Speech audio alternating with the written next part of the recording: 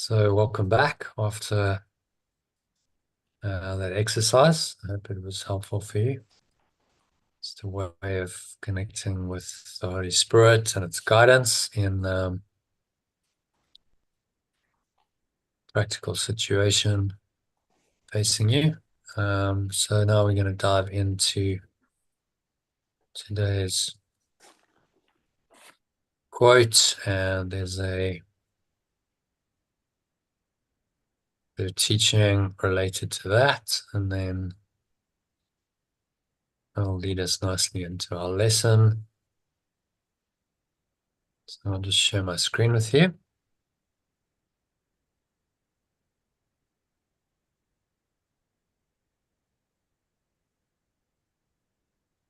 Okay, so let's go into today's quote, which is a nice one that prepares us nicely for today's lesson. So, Bakang, if you can read that to kick it off, please. The human mind is an illusion, so it does not exist, even though it may seem to exist. However, the mind of God is the entity of truth which actually exists, although it has no form. Yeah, so a guy called Woo Myung said that could easily be a quote from A Course in Miracles, couldn't it? Because it states a simple truth about your mind, that only the part of it that thinks with God or love is real. So this truth is universal. This truth exists in many different spiritual traditions, teachings. The Course is just one aspect, one version, should we say, of the universal curriculum. As Yeshua points out, says there are many versions, and they all lead to God in the end. However, this is a very effective version because it's designed by a master teacher who found his way out of the illusion of the matrix by using exactly this methodology. So he's just giving us, his way, and it's the quick way. He's saying this is going to save you a lot of time, a lot of pain and suffering if you follow my way. So you'd be unwise, not to listen to it. He said if a teacher is aiming to save a student all pain and suffering, then the student would be unwise not to listen to the teacher, correct? So this is just teaching us that the only part of our mind is that the mind that thinks with God or love. This truth is stated in many ways throughout A Course in Miracles, including explicitly in today's mind training lesson from the workbook, which is lesson 35, our last lesson of the Art of Letting Go course. Tomorrow we'll just pick it up at lesson 36 and go into the next lesson as lesson 1 of the ongoing Art of Letting Go program. But the reason why I've done a course is because it has its own outcome. It's got various exercises, and it sort of stands alone. You can just do the course, not follow on with the program, and get a lot of benefit out of it. The 6-week course, is an entity unto itself. The program is designed to follow on from the course, so that you're not just dropped at the end of the course. I don't know if ever you've done courses or programs or retreats, and there's like, okay, it ends, might have been really good, brilliant even, and then nothing. It's all over. You go back to work the next day, and no support, no ongoing training. It's just like, that's it. The idea of this is like, no, we're not just going to drop you like that. There's ongoing support, mind training every day, to the level that you want it. So just to conclude the course, you want to wrap up all the exercises. If you haven't done all of them, we've just done exercise 10. So you should have done at least 10 exercises. There's a couple more exercises at the end. So I'll just share with you briefly. So you want to try and do, not try, just do it. Exercise almost at the end here, 10 and 11 and 12. So this kind of selects your key spiritual practices. You can go into all the tools that you've learned in this course, and you can select the top ones and say, okay, well, meditation is important, breath breaks, that's another one. I'd like to do maybe some exercise every day. Maybe I'll incorporate some yoga or something like that. I'd like to do maybe some breath work, some of the breath work techniques. And you might pick 4, 5, 6 once or more times a week, and make a note of them. So, okay, these are the spiritual practices that I'm committed to doing, up to 10 of them. And then the idea is to weave them into an ideal daily schedule. So, okay, if this was going to be my ideal day, how would I do it? Right? Just don't let the ego sabotage and say, well, you'll never do your ideal anyway, so don't do it. Do it because it creates the ideal. It creates the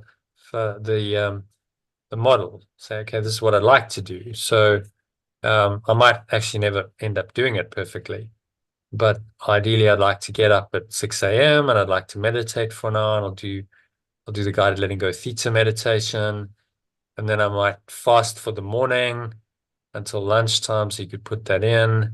It's another spiritual practice. Then sometime mid-morning, I'm going to do a breath break as part of my morning routine. I'm not just going to do the guided letting go theta meditation, but I'm also going to go through my higher purpose, my blueprint values, and 5 minutes on that, 10 minutes on that. You decide. And then you go forward through the day. And then, okay, there's a live session. So 3 times a week, I'd like to join the live session, either at 1 p.m. or in the evening. I might like to go for a dog walk, do some exercise.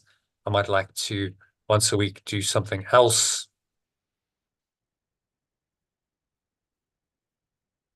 like an instrument for peace or your template. What I've done, if you carry on in the process, in the program, is to help you by just putting together a daily schedule.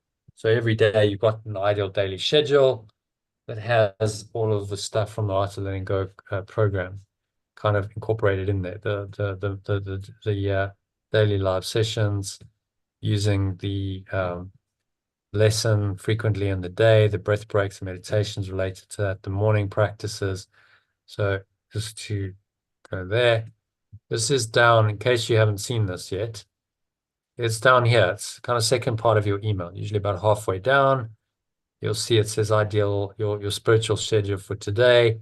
And then you get, pretty detailed guidance. So that could be the first up, your daily letting go theta meditation, followed by saying your essence statement and core values. That's exercise 7 and exercise 8. You can listen to a 20-minute session on this to help you do that. If you want to listen to a guided meditation to do that, it's available. It's all on the every email. Then you might say your daily prayer to be truly helpful. That might only take a minute. And then you say your statement of higher purpose, which is page 56. So you both formulated that. It's a simple sentence. You say that, you breathe in, you dwell on it a bit. Then any related thoughts come. That doesn't need to take that long. It might take a minute or two. There's a 10-minute mini meditation if you want to really dwell on it. So you could spend 30 minutes, half an hour on this, or you could spend 5 minutes. Just depends on how much time you have. That's up to you to work out what's gonna work for you. If you work and you've got commitments, then maybe another half an hour after already doing an hour doesn't work for you. So maybe it's 5 minutes. But do incorporate it. And then also, to do the daily lesson, ideally in your morning practice, that you read the lesson. They're generally quite short, and you can listen to a meditation, a longer meditation, normally 15 to 20 minutes, or a shorter one, which I call a breath break, which is just 4 minutes. So, you know, if you push for time, you could do 5 minutes on, you could do just to give you an idea, you could do a half an hour letting go theta meditation. You could do 5 minutes on your essence statement and core values. You could do 5 minutes on your higher purpose. And you could do 15 minutes on the lesson, or you could do 4 minutes on the lesson. So you could do this in under an hour, your entire spiritual practice, or you could spend an hour, or you could extend it to 2 hours if you really wanted to.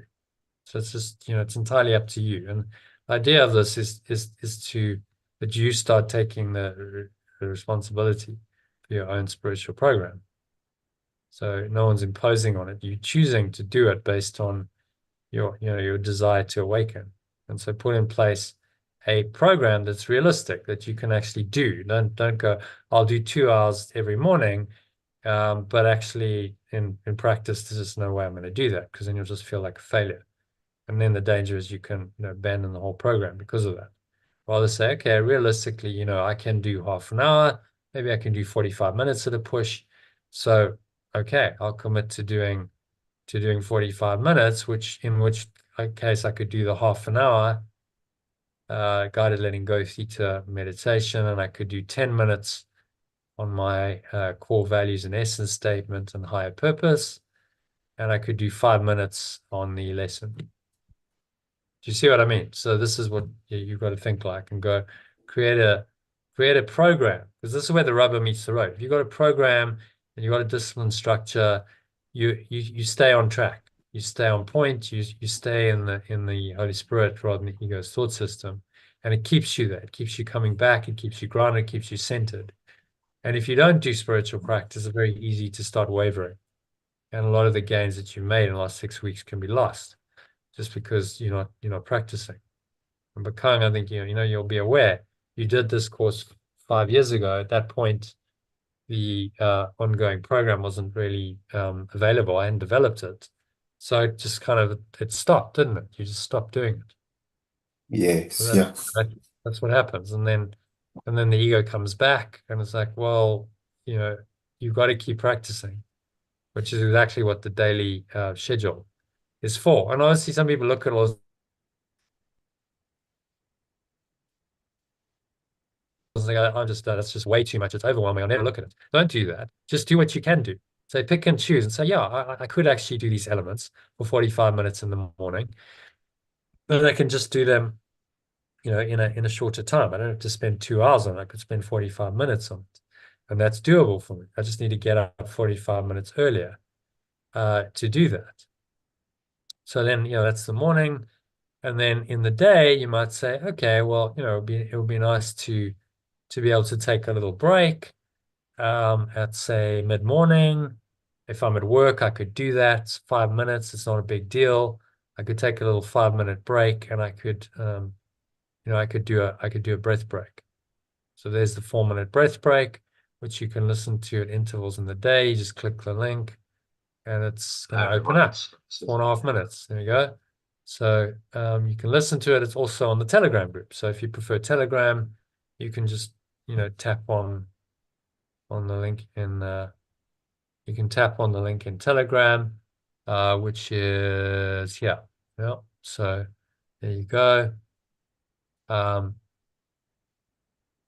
You can tap on this, and where are we? Here we go. Every day I send it out.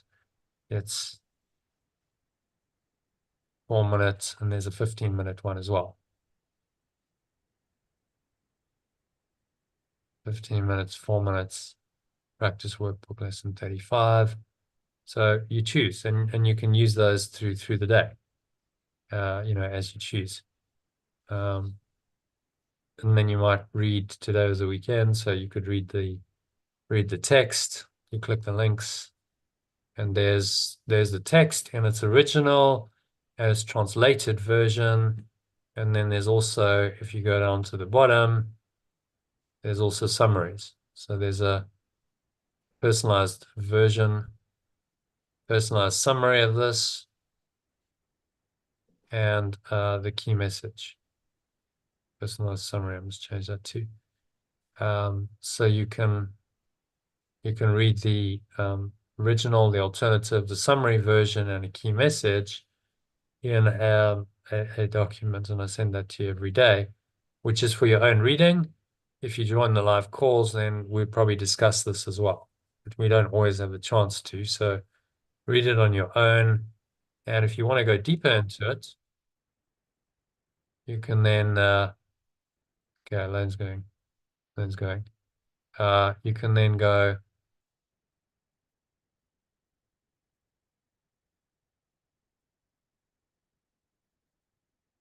into this section, into a commentary discussion on it. So if you click that link, it's going to open up, and there you have the they're normally on YouTube, but this one's on Facebook. You can then get an hour and 40 minutes of a discussion, a commentary on this. Yeah. So there's a lot of resources embedded into those documents. And then there's the live session, which I'll always let you know about what we're doing. You just click the link. So you can just click the link and that'll join you, which you're probably familiar with already. We'll do the holotropic breathing, just on the side. We'll do that next Sunday. And then I give you access to recording. If you click on that, it would take you to the live stream, because we're still live of this recording. Or the recording once the live stream's over. Then just finish up with these exercises. Once we do the holotropic, you're going to redo the course manual, but really will do exercise 1 to 12 in the course manual in the next couple of days. Then one more time, you practice for 15 minutes if you have the time, or 4 minutes before bed. Practice the lesson again, and do some end of day reflection. So how could I have handled this? What did I learn today? How does that learning serve me? And what am I grateful for? Those are 4 powerful questions to ask at the end of the day to learn from it. And so you learn from your experiences rather than just repeating the same mistakes over and over. So, there's a full program, but can you see how this can work? You don't have to do it. You don't have to do it and spend 5 hours a day on it. You can actually do the whole program in maybe an hour and a half. Yes, yeah. But it's all there for you to remind you. So you can go in and you can, at any point, you can look and go into that part of the email and go, okay, so what could I do now? Okay, there's a suggestion, and the resource is there. If I need to read the document, it's there. If I need to listen to a meditation on it, on the lesson, it's right there. Click it and off you go. Or it's on Telegram. So it's accessible either way, whichever platform you prefer.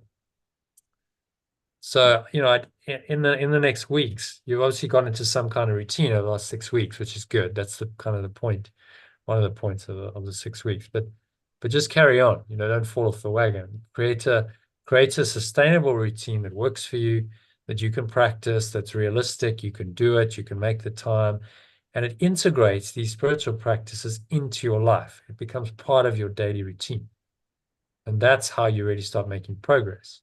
Because then it's just woven into your life. It's not something special I do for a 6-week course. It's what I do, like I brush my teeth and I have a meal and I wash dishes and I do these things. This is part of what I do every day. It becomes embedded into your life, and integrated into your life would probably be the best word. And that's when it starts to really make changes very powerfully, once it's integrated into your life. That makes sense? Yes, it does. Yep. Yeah. So just, the next day or two, go, okay, what's my practice going to be? I've given you the daily schedule. I've given you a tool here to say, okay, let me put it down, spend some time and write it. It's okay. In an ideal day, let's say I'm going to work, because that's going to be the norm. So in an ideal day, what would I do? And maybe you could do another one for a weekend. Say, okay, on a weekend, what would my ideal day be? And what would it be on a weekday? Maybe they're different, maybe they're pretty similar. And then put those down, have a look at it, and go, okay, is that realistic? On an average working day, could I actually do that? And if you've done it correctly, you'd say, yeah, it is feasible. I could do that. I need a bit of discipline. I need to remind myself, but it is feasible to do that and still do my work and still participate in family life and still do other stuff, socialize or exercise from time to time as well. That by the way can be included. Your exercise routine is a spiritual practice, so it can be included in here. Say, okay, well, 3 times a week I'd like to go to the gym, or I'd like to go for a walk, or I'd like to do some yoga. And then you would incorporate it in to the schedule. Okay, so do number 10 and 11 just to wrap it up, to wrap the course up in the next day or two, and just get that program like, okay, this is what I'm going to do. This is what I commit to, because I don't want to fall off the wagon again. I want to keep on this journey and keep the momentum going, and keep going in the Holy Spirit's direction, so that I can experience more peace, love, and joy. And the practices are what do it. Those help you to stay in the Holy Spirit's thought system rather than the egos.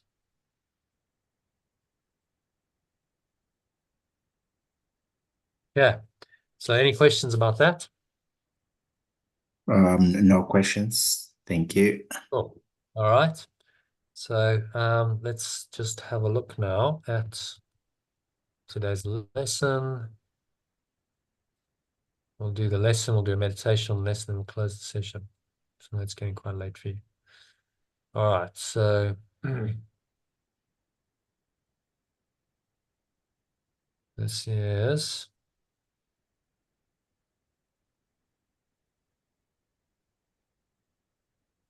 lesson 35. So if you can read that in the original and then the alternative version, which I'll do increasingly every day. There's an original and alternative version, and that applies to the text as well of the lesson. Okay. My mind is part of God's. I am very holy. My mind is one with perfect loves. I'm wholly innocent. Yeah. So what's he saying in this one? Let's read number 1. Just read it in the alternative kindly. Today's idea does not describe the way you perceive yourself now.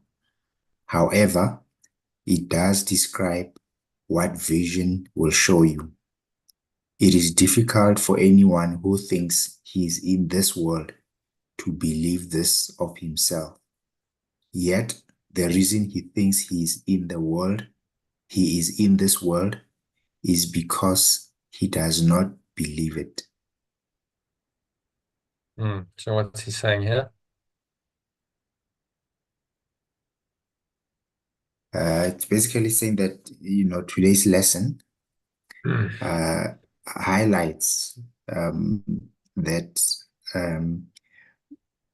we are in this world, but not of this world. Because, it says that if we think with our minds, the lesson of today does not really, does not hold true from the perspective of us being of this world. So it's more like the higher vision of ourselves. It's difficult for anyone who thinks he is in this world to believe this of himself. And the reason he's saying, the reason he thinks he is in this world is because he does not believe it. The reason why we're in this world is because we've denied this. We don't believe it. That's the problem. If you fully knew that you are one with perfect love, you are pure formless awareness of perfect love, you are wholly innocent, and you know that experientially, then you wouldn't be in a body and you wouldn't be here in this illusory world. You're here because you denied it, and now you are living in the product of your denial, in a separate self and its world, which is what he's saying. So you read the slide. Our identity equals our place within our environment. Our identity equals our place within our environment. 3 things that shape our identity.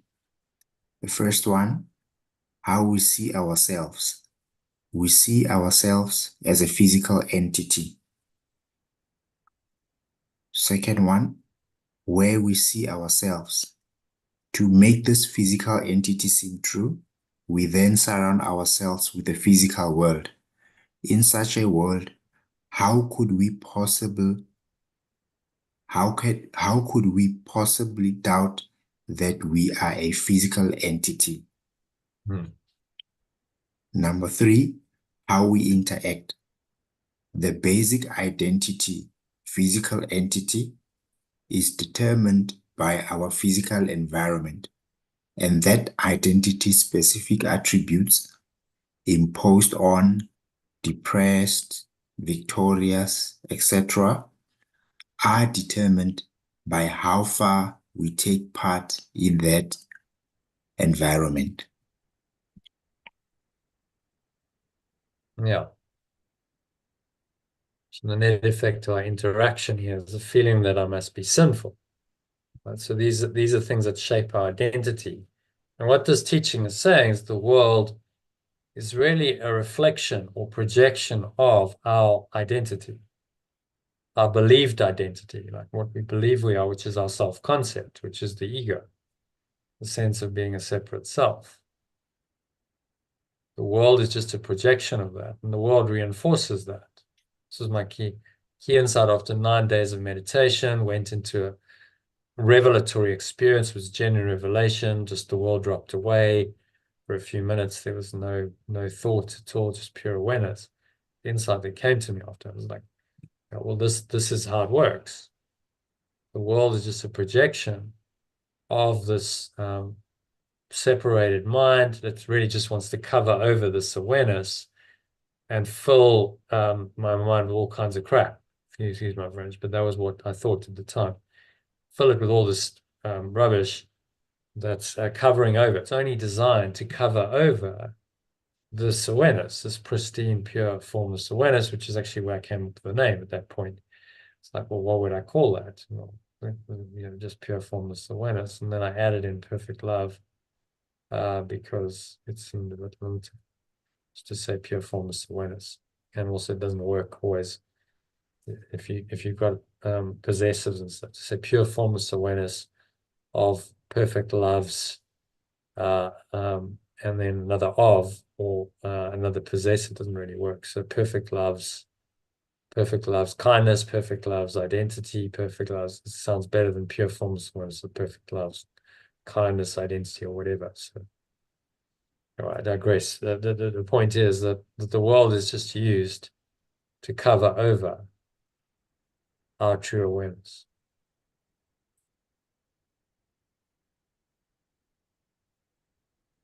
Okay, so the world's a product, the world's just a product of our mind. That's really all the Course is saying. And if we can see it as such, perceive it correctly, the world's a product of my mind, then the call to let go of my attachment to the world and my self-concept is clear. All right, so let's move on to number 2. Happy with all that, Bakan? So clear? Should be my notes. It's nothing new, but it's still enormously profound. Okay, the world is a projection of my self-concept. So in the mirror that the world presents, I get to see my self-concept. That's quite helpful if you see it that way. Okay, I can see the false self-concept of my ego very clearly in the mirror.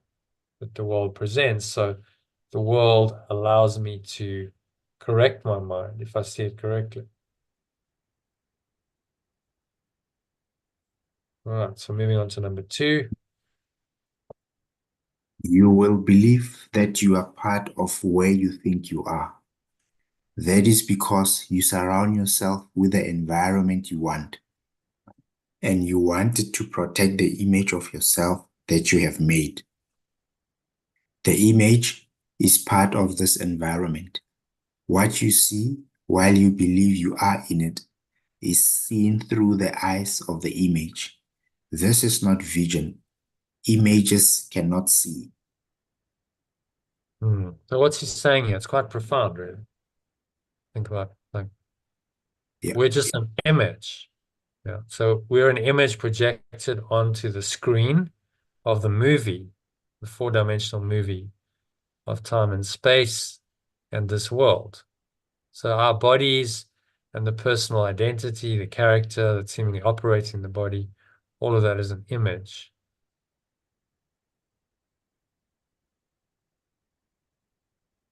And images can't see. How can an image projected onto a screen really see at all? Is it really seeing? Or is it just following the script that's been already written for it? Yeah. That yeah, character is going to have to play out what's already in the script. It doesn't really have any free will, and it can't really see. I mean, think of an image in a movie. We see the image on the screen. That image, let's say it's a person, a character in the movie. That image can't really see anything, can it? It's just a pixel on a screen. It yeah, doesn't actually have the capacity to see anything.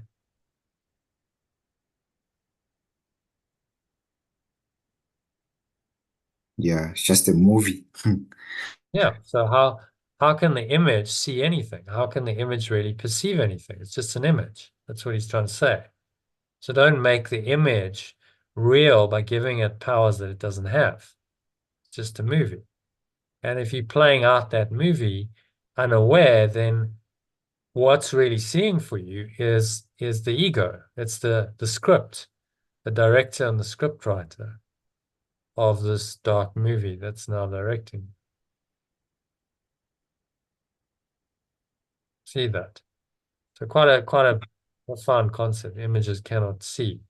So don't get attached to what is shown you by your body's eyes or any of your senses, because actually none of it's really true, because the body, being an image, can't really see visually or perceive. What he actually means by see is perceive.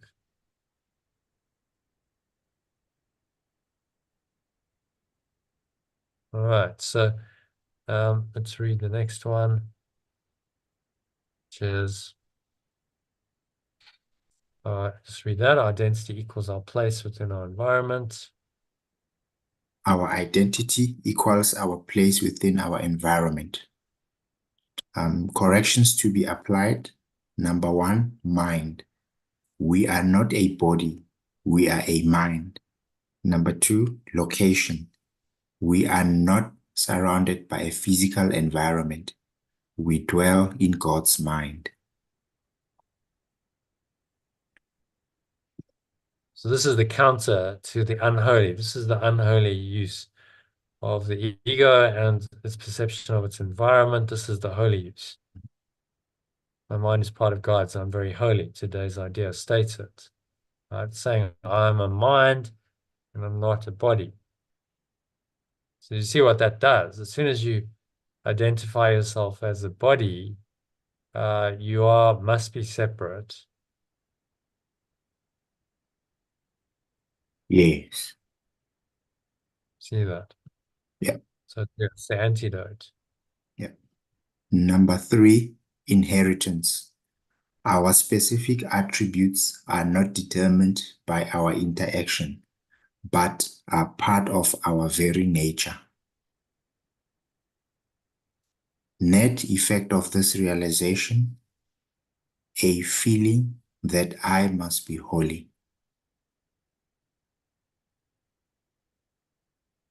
Yeah. So nothing here really affects us. It's not affected by perception, circumstances that change. It's really just our true nature. That's actually not really affected by anything that happens. And the movie analogy is useful again in this context. Just think of the images projected onto a movie screen in a theater. So 2 hours happens, the movie's happening, you see these images, they come and they go, they shift and they change, literally moment by moment, nanosecond by nanosecond, everything's changing. Now, does all of that motion, does that actually change anything in truth?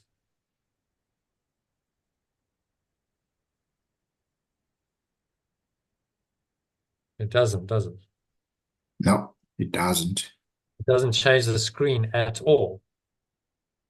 The images projected onto the screen in the movie theater do not change the screen one iota. The screen remains the screen, and when the movie's over, the screen is untouched and it's ready for another movie, for images to be projected onto it, which could be completely different. But the screen remains the screen.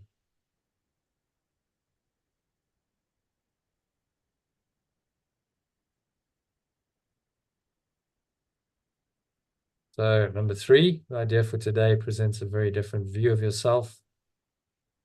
The idea for today presents a very different view of yourself. By establishing your source, it establishes your identity, and it describes you as you must really be in truth.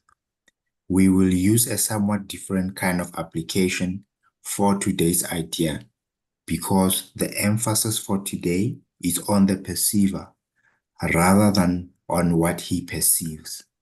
Okay, so what's he saying there? It's saying that, in essence, how we should see ourselves is through our source, and that's our true identity. Mm. And today's lesson mainly focuses on us, or on the perceiver, which is us, instead of what we perceive. Mm. So it's going to the level of the self-concept. This is where you got to go with this teaching. Okay, so who am I that's perceiving it? Because the idea behind this teaching is that the I that's perceiving the external world is an illusion. This I that thinks it's here in the living in the world as a body, as a separate identity, perceiving all the scary, horrible, awful, insane, cruel, and whatever else stuff outside of it, that self-concept is illusory. It doesn't even exist. So we've got to become aware of what that self-concept is in order to drop it. You see that? Yeah. Yes. So it's saying this just establishes your source. Yeah, that you're one with your source. It establishes your identity, the true identity, capital identity. It describes you as you must really be in truth. So it cuts through all the ego's rubbish and helps you to transcend it. All right.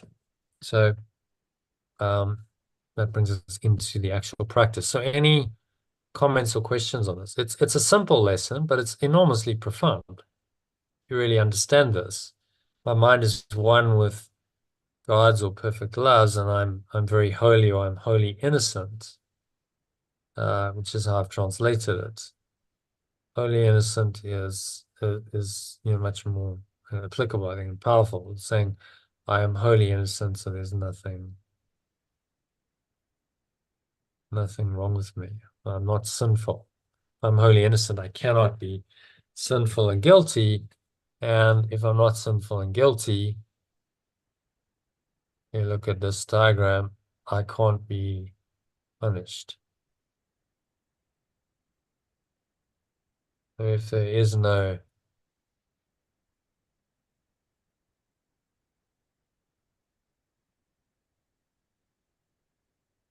so I'm just going to go into the model. None of this really exists. It's saying that there is no guilt, there is no sin, because I'm wholly innocent, so I'm back here.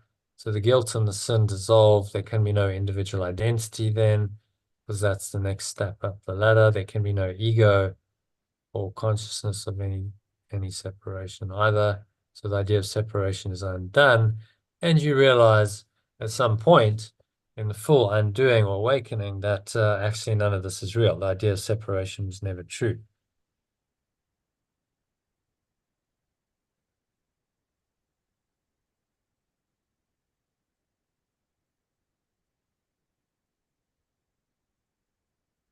All right, so you see how if you can deconstruct all of this, the guilt, sin, fear, you deconstruct the ego, and when there's no more ego or belief in separation, then you must be one with perfect love, and you must be wholly innocent. So claiming this identity automatically denies separation and all of its consequences, which is why the ego is so vigilant about it. Yes. Because with without the guilt and the sin and the fear and the attack, there would be no individual identity. Therefore, there would be no thought of separation. And without the thought of separation, the ego is nowhere, and the spirit prevails. Yeah, so that's the metaphysics behind this lesson. And that's the beauty of these lessons. They're very simple, but they point you to the very core of the teaching. That's why I go back to these diagrams over and over. They point you into this and help you to actually apply it in practice in these lessons, which we're going to do now to close the session. So you're up for maybe 10, let's say we'll end by 12:30 your time, which is probably need to get to bed, Okay. don't you? I'm very tired. So I'm just going to guide you through the meditation Okay. on the about 15 minutes, and that'll be a nice kind of wind down of the session and close it out for bed. So yeah, Kang, all I want to say is, thanks for joining the course. It's been great having you participating in it and contributing to the sessions, and glad you're going to continue ongoing. And just go as discussed for now. And if you want to upgrade and join these live sessions, then you can. Okay. No, thanks, Jonah. I really appreciate it. Yeah. Sure. Yeah, it's only a pleasure. And thanks for reaching out to me last year. You obviously felt like it was time. So yeah, just carry on, keep calm and carry on, as Elaine said. I don't think you were here then, but keep calm, carry on, and just keep practicing. This is Yeah. a marathon, it's ultra marathon. You just keep practicing, you keep doing it. And day by day, month by month, year by year, you start getting better at this art of letting go. No, definitely will do. I think in the past 6 weeks, All the right, so let's groundwork do the has lesson been now. done. Yeah. Yeah, it's the beginning. This is the end of the beginning. That's what this is. So it's an introduction to another thought system, to A Course in Miracles, but it's really another thought system, another way of living. And if you could do it for 6 weeks and it worked, then, why not make it a, permanent habit? That this is the way you choose to live going forward. And, you just have the self-discipline to actually apply that. So I think you do once you're convinced that it's necessary. No, definitely. No, it is. It is. You just keep going. in this and say, okay, I'm committed to this. This is not just a course, it's not just a program, this is a way of life. I'm committed to the art of letting go and living my way, living my life in this way because it's the only thing that makes sense. And so, this program will support me in doing that. And just like you have a gym membership, it's the same thing. You don't go, oh, well, I've done gym once, so I never need to do it again. It's Yeah. daily for some people, but certainly weekly. You do 1, 2, maybe more, 3 sessions of gym a week because it's ongoing. You can't go, I've done 1 session and then that's it. So it's the same with spiritual practice. Okay, ongoing, daily, and then I'd say definitely, you need to do something daily because the challenges keep happening daily. Things come in and if you're not practicing, then how do you deal with them?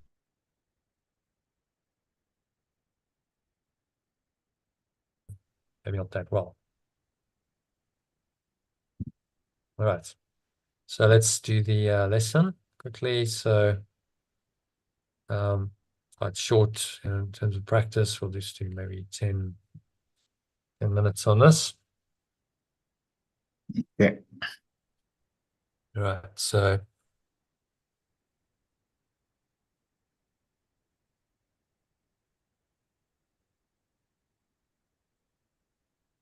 you're just making yourself comfortable. So your feet shoulder width apart, so back straight. Cup your hands in your lap. And just begin by repeating today's idea to yourself as you take a nice deep breath so that you can say it in the alternative version. And my mind is one with perfect loves.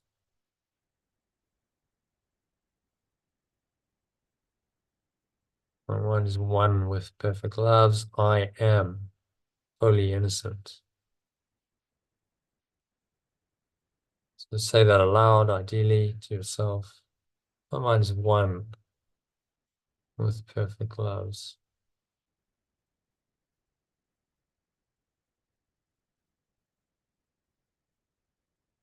My mind is one with perfect loves. I am wholly innocent. So breathe into that and just feel into those words. What does it feel like?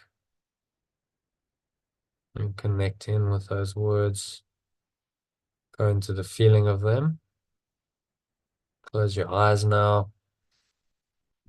As you breathe in, nice full deep inhale breath, you can feel sort of warm wave of energy rising up your spine to the heart center, on up into the crown of your head.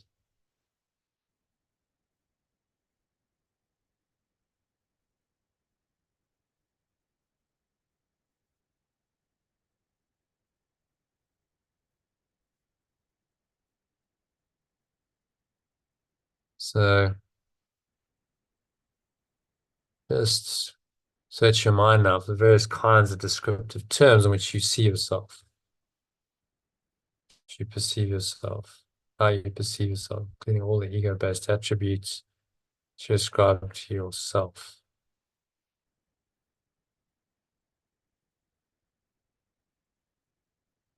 Positive or negative, could be desirable or undesirable, grandiose or very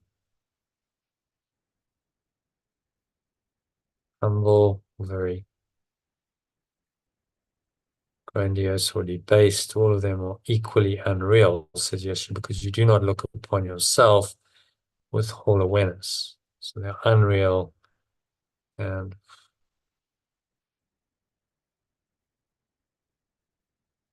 exhale, just blow out.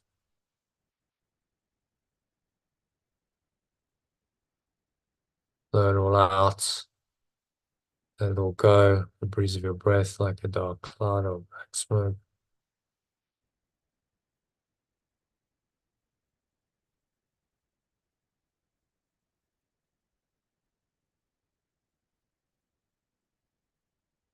And just feel this whole awareness kind of coming over you. You can breathe in and out through your nose to facilitate that. As you list these ego-based attributes. So I see myself as imposed on, you might say, or I see myself as depressed or sad. I see myself as failing. I see myself as endangered.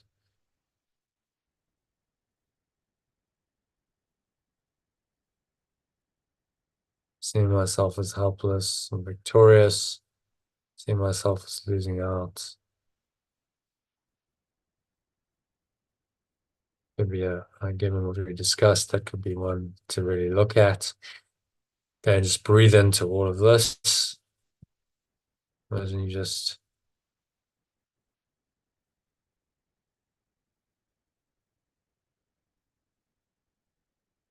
I see myself as charitable or virtuous or losing out or victorious, helpless perhaps, endangered, scared, afraid, anxious, worried, depressed, sad, imposed upon, unfairly treated, and so on and so on. So just say these things to yourself, whatever thoughts and feelings are there.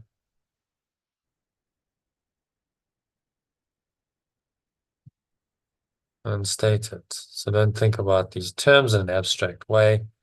They will occur to you as various situations, personalities.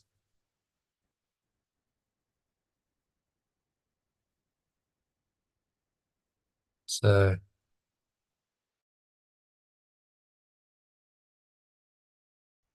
pick up any specific situation that occurs to you. Pick up any specific situation that occurs. So maybe there's an issue going on in your life right now. You discussed something like that, so you could use that situation, identify the descriptive term,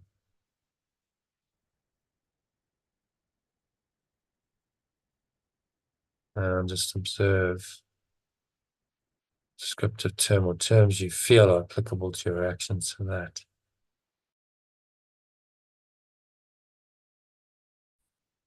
Situation. Use them and apply today's idea. After you've named each one, just add the following insert.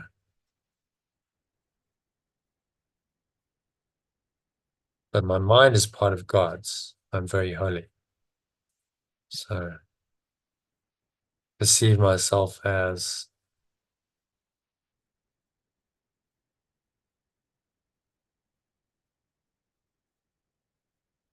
my mind is part of God's, my mind is part of love's, and it is very holy.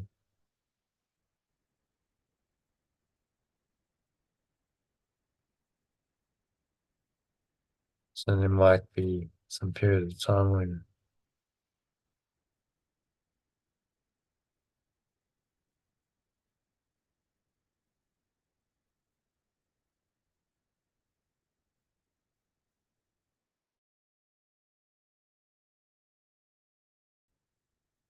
so in these intervals, so nothing specific occurs to you. Don't strain to think up any specific things to fill the interval. Just relax. Breathing in and out through your nose, observe the breath, let the breath flow in and out, and you just observe that to quiet your mind and open your mind to the guidance.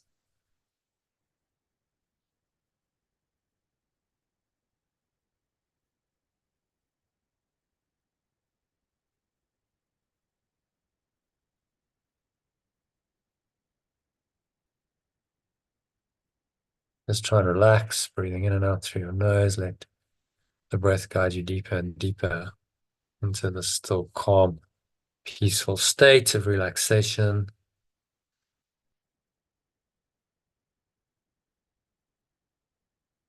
If anything comes up, then just acknowledge it, say, I see myself as whatever that is, but don't try and dig it out with effort. There's no force and no discrimination.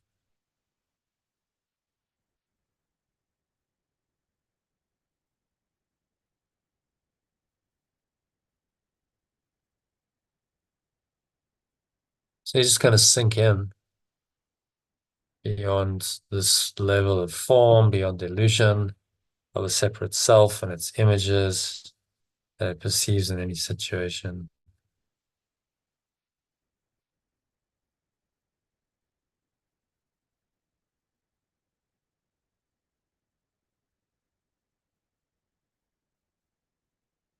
So if your mind's wandering, my mind is part of God. So I may see myself as whatever negativity the ego is trying to engender, fearful, angry.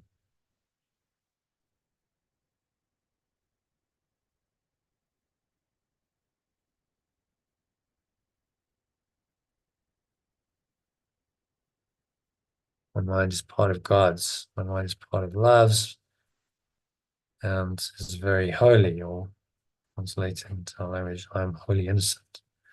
My mind is wholly innocent.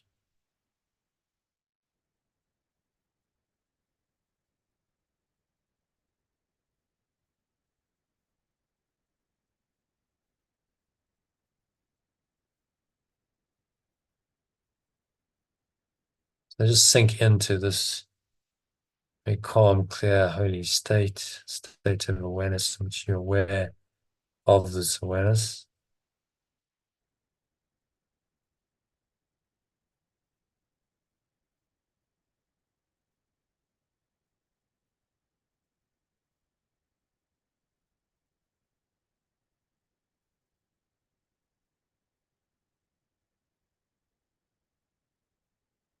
Nowhere else to go, nothing else to do, nothing else to think about.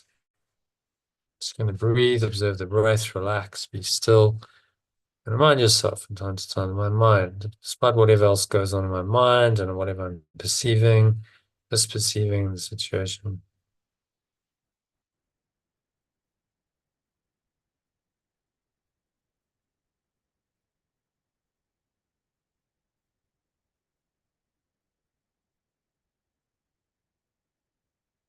my mind is part of God's, God of perfect loves. I'm very holy, or translated, I'm wholly innocent. Let's say that one more time. You breathe in to every pore, every cell, every muscle of your body, every part of your mind, every fiber of your being is in the light of your true awareness, and you say, my mind is part of God's, I'm very holy.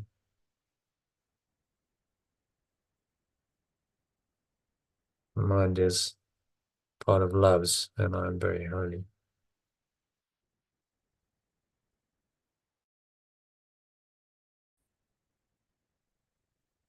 My mind is part of God's, I'm very holy.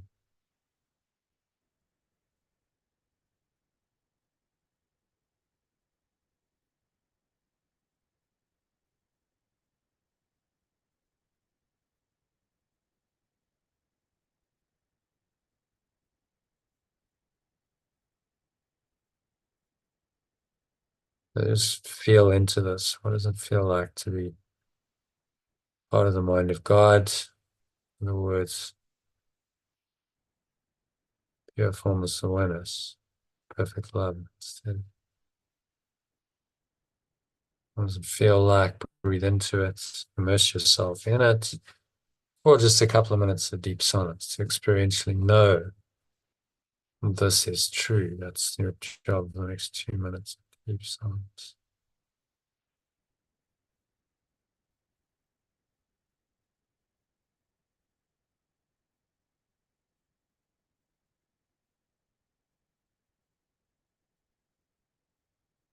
So sinking inwards to depth of understanding and experiential understanding. So it's experience of your whole innocence.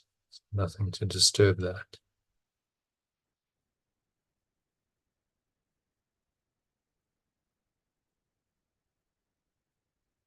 My mind is part of love's mind.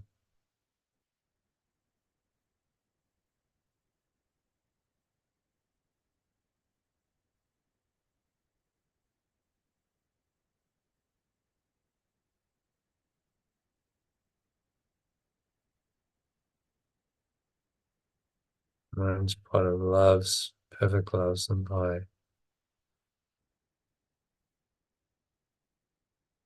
I'm very holy, or I'm wholly innocent if you prefer.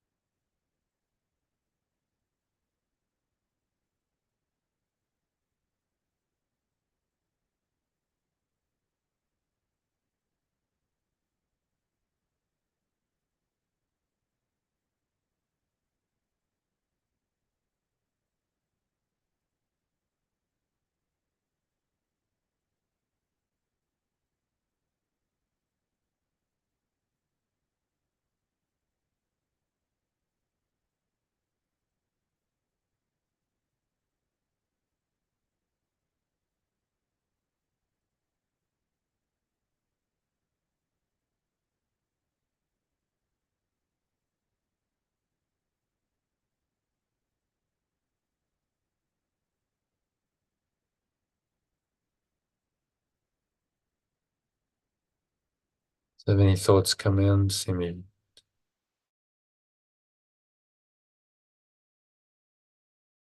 Disturb this blissful state of awareness in your essential innocence, then just remind yourself that my mind is part of God's, my mind is part of perfect loves, my mind is one with perfect loves, and I'm very holy or holy innocent. My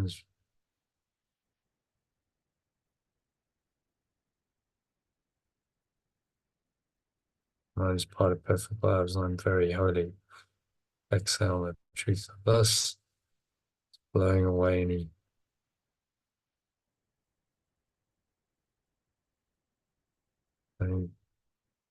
doubt, worry, any disbelief with the breeze of your breath.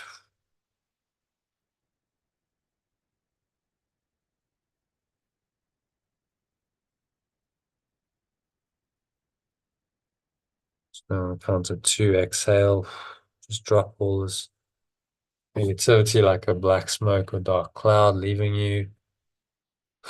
You exhale, blow it out. Feel the energy praise up the crown of your head, sliding back down the front channel of your body.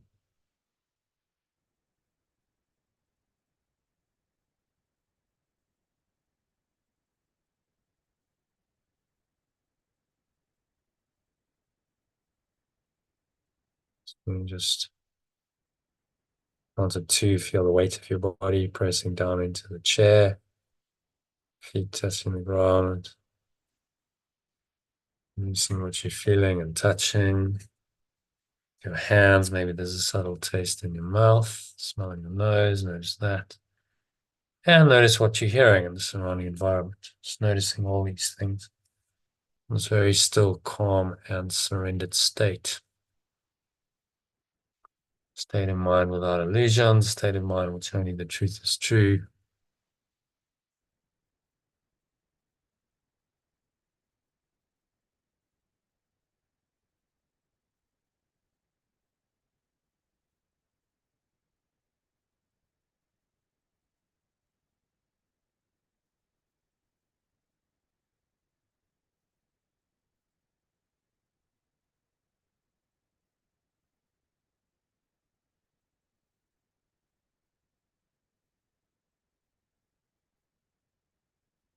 So on the count of 2, notice the weight of your body pressing down into the chair, feet touching the ground.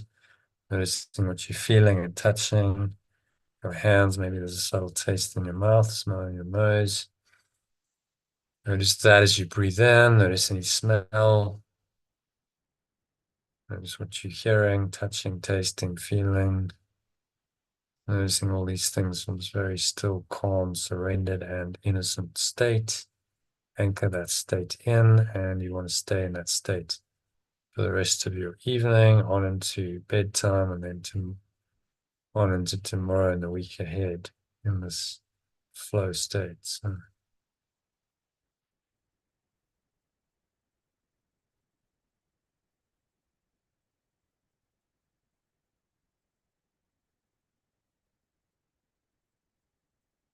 just anchor the state, knowing that it's with you always, in all ways. And so it is said, so it is done. On the count of 3, then you're going to open your eyes. Just take a minute to look around. So just seeing various objects in the room around you, just with detachment, no judgment, observing very calmly, quietly, and dispassionately. Anchor the state in. Notice that this innocence that this is talking about, this presence of innocence, is exactly the same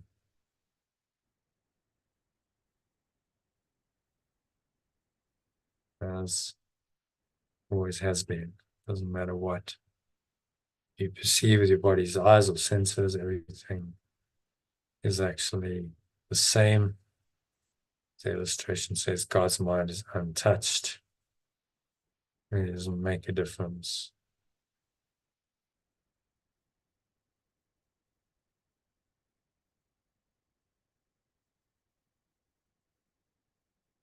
So you anchor the state in.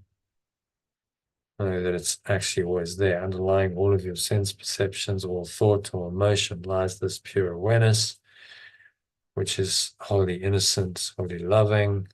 As today's lesson says, you're very holy, or we translate that as wholly innocent, because your mind is one with perfect loves. And in that state, there is nothing else. Can't be whole and complete if you're not already wholly innocent.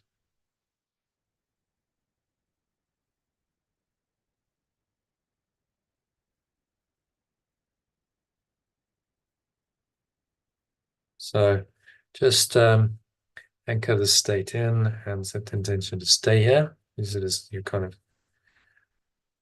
of thought for the week to carry you through. And obviously you'll get another lesson tomorrow, lesson 36, to continue on and practice that tomorrow. And that, I think, brings us to the end of the meditation and of tonight's session. So thank you, Bakang, for joining, and also carrying on with the program. And I hope to see you soon in one of these sessions. Once you're ready, maybe you're going to upgrade. Okay. No, thanks a lot, John. Yeah, I really appreciate Your it. pleasure. Yeah, well, thanks Yeah. for joining, man. And it's just well done. You did the course second time round, and hopefully got a lot of value out of it. And it's going to serve you well in your spiritual journey. And just carry on that journey. Don't lose the momentum. That's really the key. Don't lose the impetus, the momentum that you've created over the last 6 weeks. Just carry on practicing along this lines, and that's exactly why felt like I had to develop an ongoing 1-year program, because I didn't feel it was right having done a course and you've had a shift, and it's like, okay, wow, I'm actually quite, and then it's like, okay, tomorrow nothing, and the next day it's like, okay, well, what happens? You're gonna stop practicing, and a lot of the value and the benefits can be undone of that 6 weeks, because it's ongoing. So it's just an ongoing program, and use the material, put it into your own form, work out your own schedule, and then try and stick to it as much as possible. So that schedule and that spiritual practice keeps your mind on point, in line with the course's teachings. And if you start varying and wandering off, the practice will bring you back very quickly. But if you veer and wander off and you don't have a practice to correct it, then you can go way off piste. And I think you've done that before. You're just going, okay, where am I now? I'm lost. And all the gains that I made, get lost in the confusion, the darkness. Okay. No, we'll definitely carry through. Yeah, the All right. practice and the meditation, yeah, and the lessons, yeah. Cool. And if you want to join any just do an ad hoc basis. And I also do one-on-ones as well. So if you're really struggling with something, bear that in mind as well. I do charge for that, but you can always reach out and say, yeah, look, it's like something's really difficult or struggling. I need to talk it through. And there's a number of processes, like the 10-step letting go process that is part of the course manual, the instrument for peace, another one. This process that we just did tonight, the exercise 10.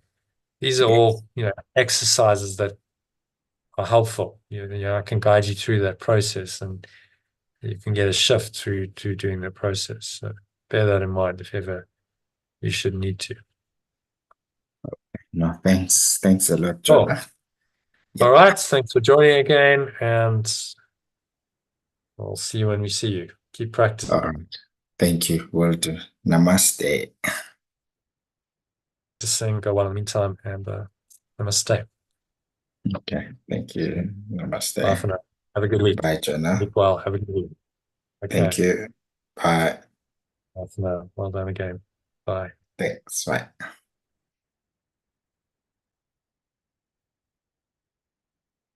All right. So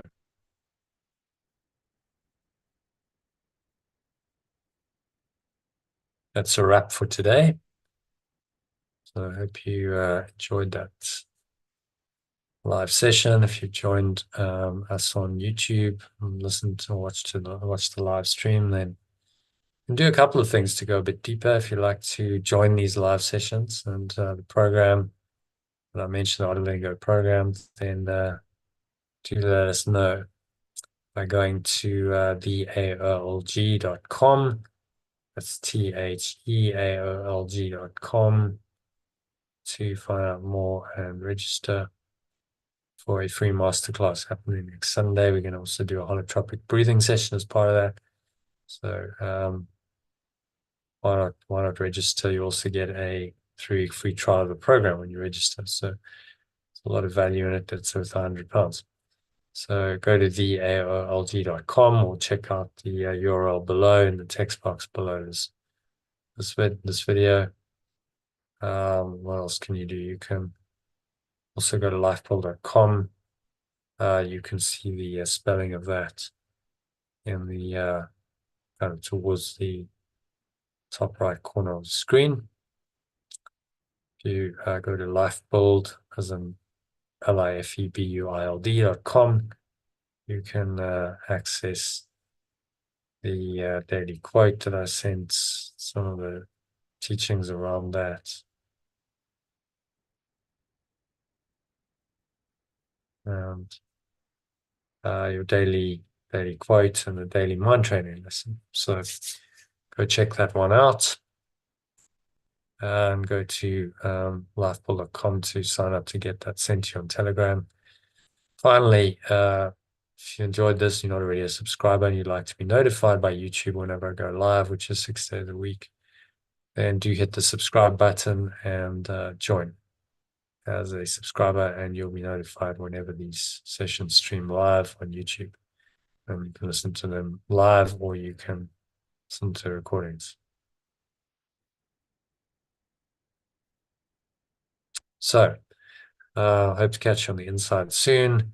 Thanks for listening and watching again, and Namaste, which means the true self in me that knows the truth, and I'm one with perfect love, acknowledges and honors that same true self and knows perfect love in you. Wishing you much love, peace, and joy. Peace.